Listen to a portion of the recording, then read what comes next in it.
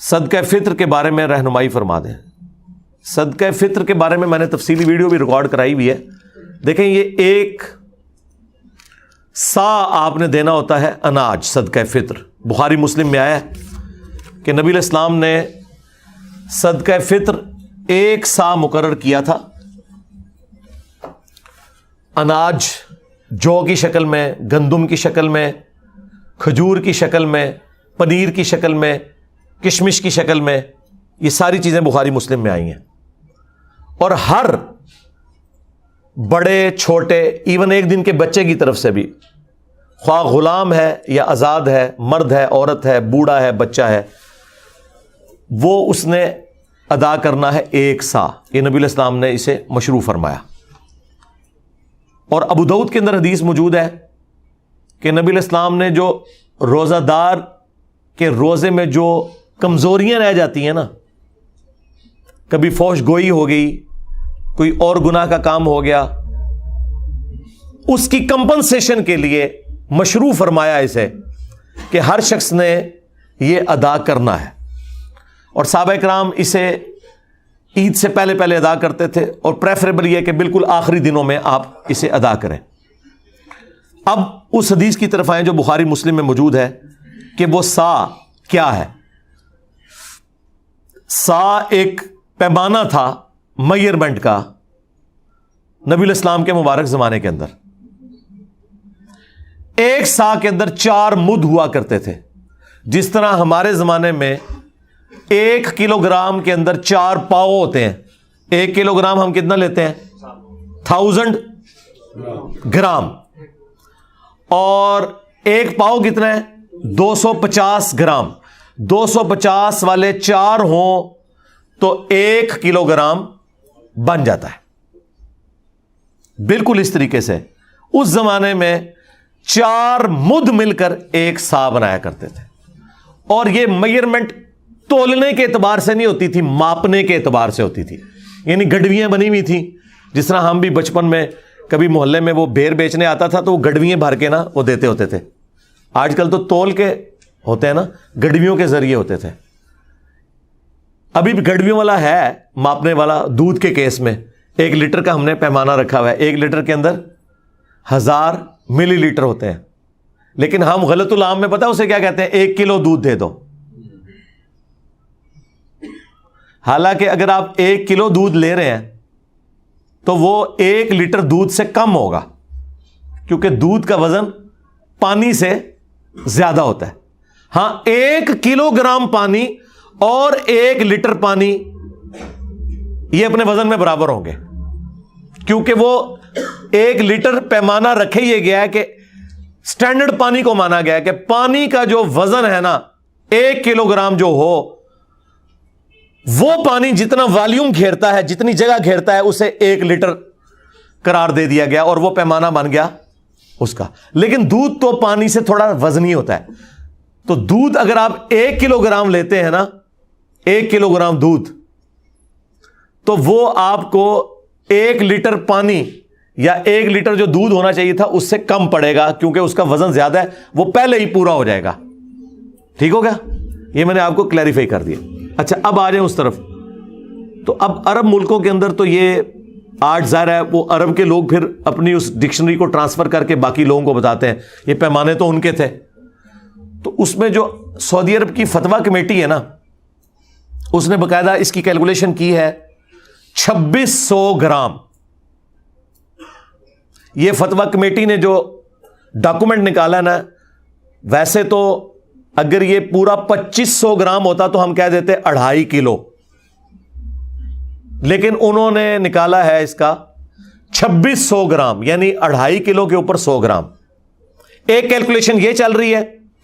ایک اور کیلکولیشن ہے جس میں ذرا پرانے زمانے کی ہے، وہ کنورژن کرتے ہیں نا، 2750 گرام بن رہا ہے، یعنی 2.25 کلو.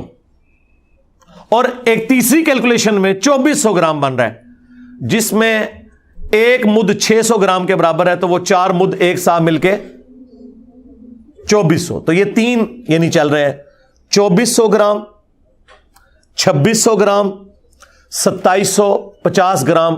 یہ 2750 جو ہے یہ سیف سائڈ کے اوپر ہے, یہ 3.25 کلو ہے. ٹھیک ہے, تو 2750 گرام یعنی کہ 3.25 کلو یہ اپروپریٹ ہے.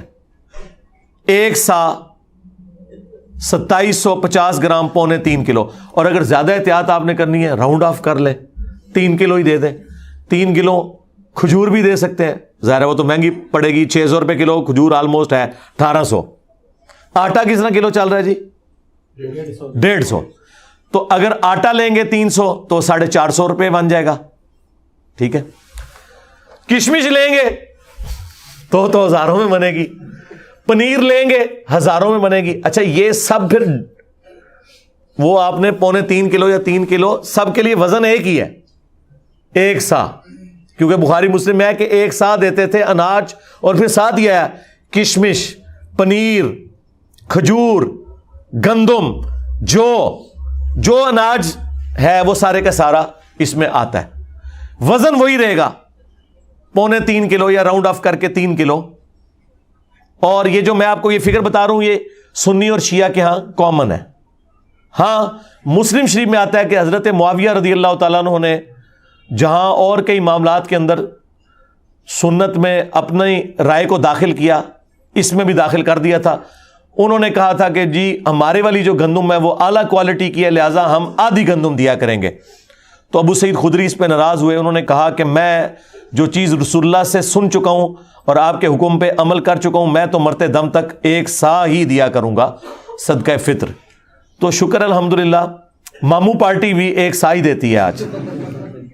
ہاں وہ ماموں کے مطابق نہیں چل رہے بلکہ بخاری مسلم کے مطابق چل رہے ہیں. تو وہ آپ نے نصف سا نہیں کرنا کہ جی وہ والی گندم سستی ہے تو وہ والی مہنگی ہے. گندم جو آپ کھاتے ہیں وہ. اب اگر کوئی یورپ اور امریکہ میں ہے نا جناب, تو اس نے یورپ اور امریکہ کے ریٹ کے اوپر کرنا ہے. تقسیم بے شک پاکستان میں کرے لیکن کھارا تو وہاں سے ہے نا. یہ تو نہیں ہو سکتا کہ کھارا وہاں ہے اور کیلکولیشن یہاں کی نکالے گا وہ, نہ اس طرح نہیں ہو سکتا. ہاں قربانی کے جانور والا معاملہ ایک الگ ہے, وہ بھلے وہاں خریدے یا یہاں خریدے, وہ تو جانور پورا آپ نے لے لیا نا یا حصہ ڈال لیا, اور وہاں تو وہ پھر اس طرح کرنے بھی نہیں دیتے. لیکن یہ تو آپ نے جو خود کھاتے ہیں نا وہ آپ نے 3.25 کلو سیف سائڈ پہ رہتے ہوئے 3 کلو اناج آپ نے دینا ہے. تو اگر آپ آٹے کے مطابق کیلکولیشن کر لیں, اچھا یہ آٹا بھی 150 روپے کلو اس کے لیے جو 150 والا آٹا, اگر کوئی دیسی آٹا لے رہا ہے اور وہ اوپر ہے تھوڑا سا تو وہ اس اعتبار سے زیادہ ریٹ لگائے گا. ہاں دیسی کا ہے 150 ہے, چلو ٹھیک ہے. پھر سفید آٹا تو اس سے سستا ہوگا, ہاں تو 450 ہے 3 کلو کا, تو ٹھیک ہے 450 آپ کر لیں. اور اگر آپ افورڈ کر سکتے ہیں تو راؤنڈ آف کر کے 500 دیں, زیادہ دینے میں کوئی گناہ نہیں ہے, ہاں کم میں مسئلہ ہے. اور یہ آپ کے روزے کے اندر جو کمزوریاں ہیں نا ان کا کفارہ بنے گا, یہ ذہن میں رکھیے گا. اس کے بغیر آپ کے روزے قبول نہیں ہوں گے, ان کی کمزوریاں کمپنسیٹ نہیں ہوں گی. اور اگر اس دن بھی کوئی بچہ آپ کے گھر پیدا ہوا ہے نا, اگرچہ اس نے روزہ رکھنا ہے یا نہیں رکھنا, جو بچے روزہ رکھنے والے ہیں نہیں رکھنے والے, بوڑھے رکھنے والے نہیں رکھنے والے, ہر ایک کی طرف سے گھر کے سربراہ نے وہ دینا ہے. ہاں یہ ذہن میں رکھیے گا. اس میں کوئی روزہ رکھتا ہے یا نہیں رکھتا, ہاں جو بندہ افورڈ نہیں کر سکتا اس کے لیے کوئی نصاب نہیں ہے زکوٰۃ والا کہ ایک بندہ کہے کہ میں امیر ہوں گا تو ہی میں دوں گا. نہیں, ایک عام آدمی بھی دے گا. عام آدمی جو 2 وقت کی روٹی اپنی چلا رہا ہے اس کے لیے ایک صدقہ فطر کے برابر اللہ کی راہ میں خرچ کرنا کوئی مشکل نہیں, وہ دے گا. کس کو دے گا؟ اپنے سے زیادہ غریب لوگوں کو دے گا. اس میں جو امام شافعی نے تھوڑا سا غلو کیا اور اہل حدیث بھی حنفیوں کی ٹسل میں اس طرف چل پڑے کہ چونکہ احادیث کے اندر اناج آیا لہٰذا اس کے ایکویلنٹ پیسے نہیں نکالے جا سکتے.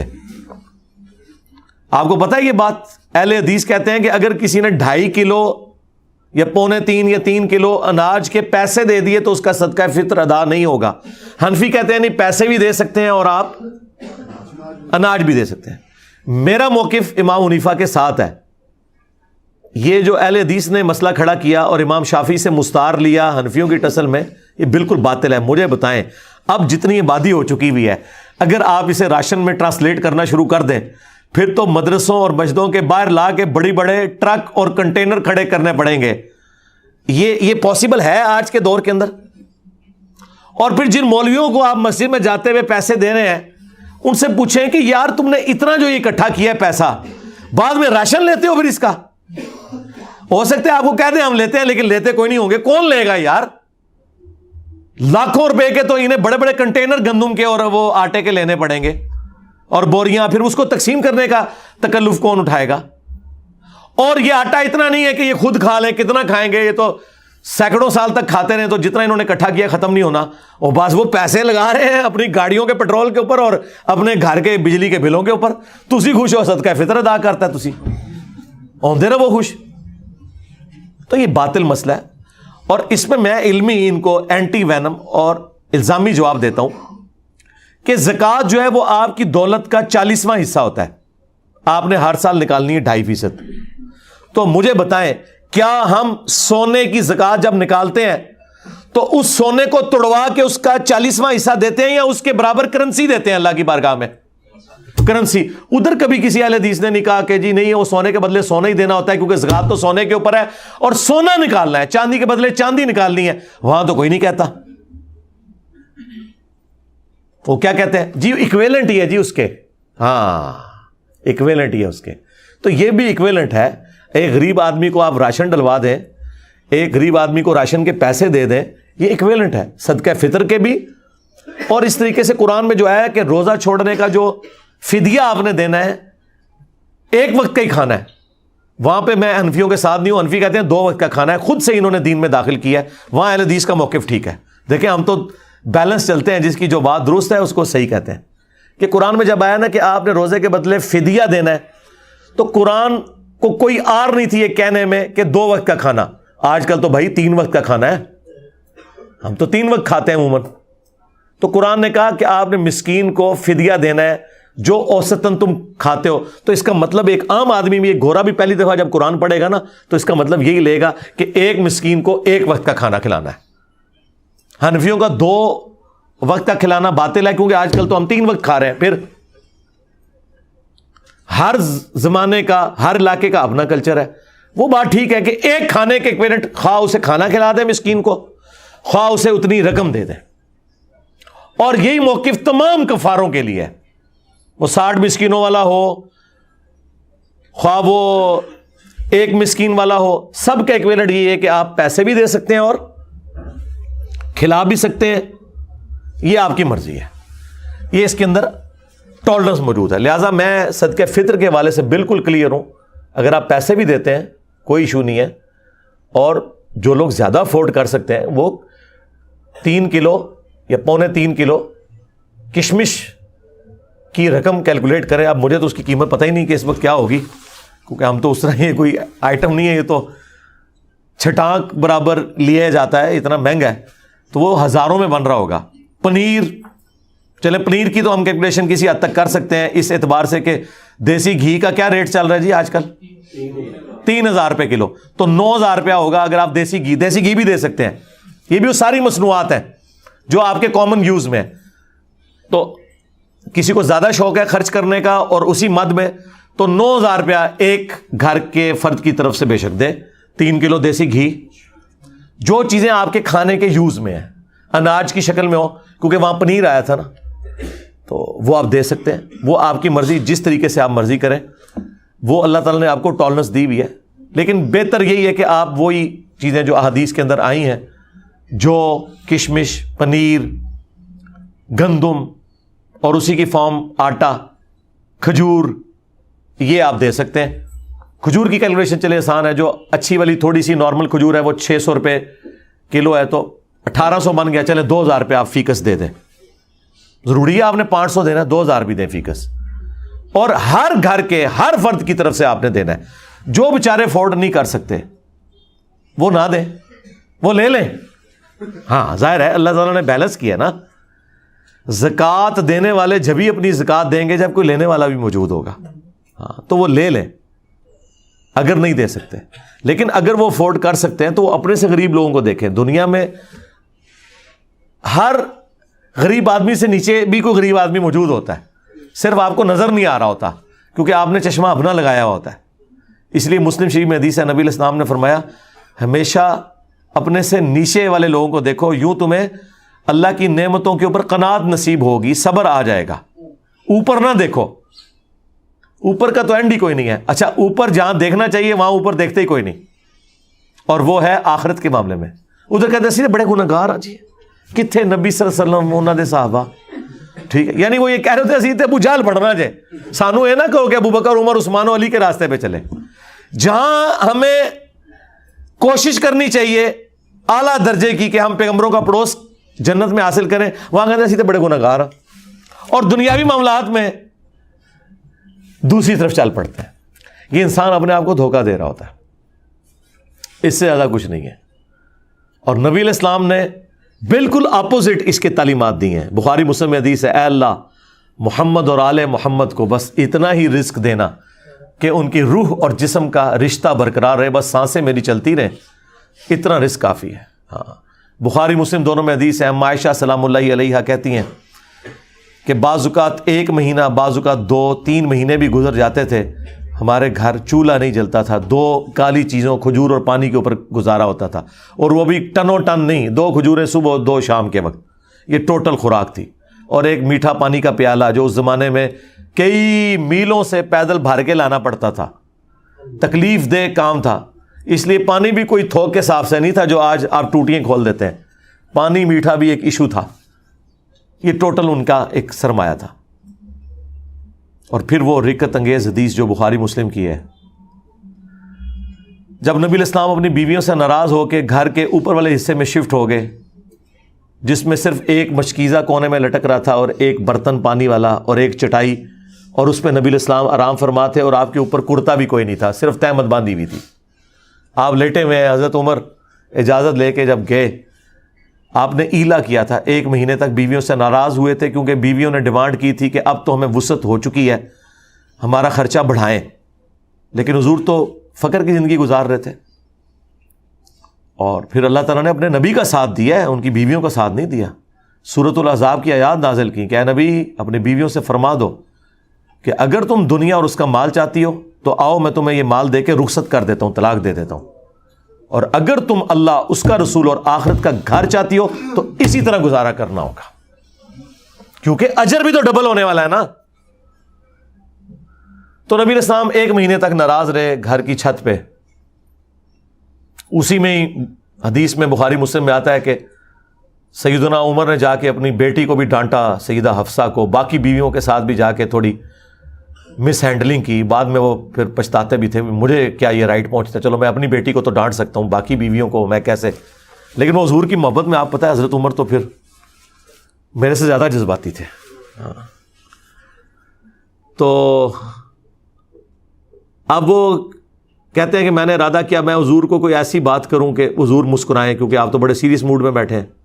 تو میں نے جاتے ہی کہا یا رسول اللہ دیکھیں جب تک ہم مکے میں تھے نا ہماری بیویاں کتنی ہمارے کنٹرول میں تھیں, لیکن یہ انصار کی بیویاں تو اتنی تیز ہیں کہ انہوں نے اپنے مردوں کو دبا کے رکھا ہوا ہے, اور ان کو دیکھ دیکھ کے ہماری بیویاں بھی ہم پہ شیر ہو گئی ہیں. تو حضور اس بات کے اوپر مسکرائے, کہتے ہیں مجھے تھوڑی تسلی ہوئی کہ حضور کا موڈ تھوڑا بہتر ہو رہا ہے. تو